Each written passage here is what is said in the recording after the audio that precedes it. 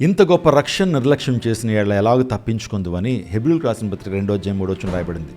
నిజమే, మన జీవితాల్లో దేనన్నా నిర్లక్ష్యం చేయొచ్చేమో, కానీ రక్షణ మాత్రం నిర్లక్ష్యం చేయొద్దు. మన ప్రభువైన యేసుక్రీస్తు ప్రభువారు ఆ రక్షణ ఇవ్వడం కొరకు పరమును విడిచి లోకానికి వచ్చారు. తన అమూల్యమైన రక్తాన్ని కార్చారు. తన విలువైన ప్రాణాన్ని మన కోసం అర్పించారు.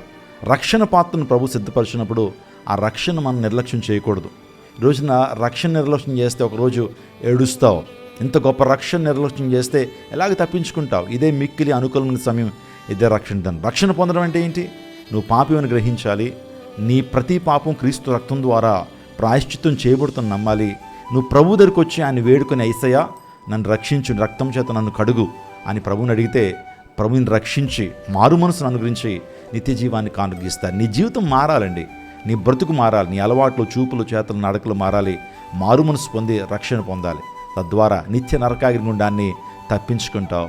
నిత్య జీవాన్ని కానుగ్గా నువ్వు పొందుకుంటావు. దేవుడిని దీవించునుగాక.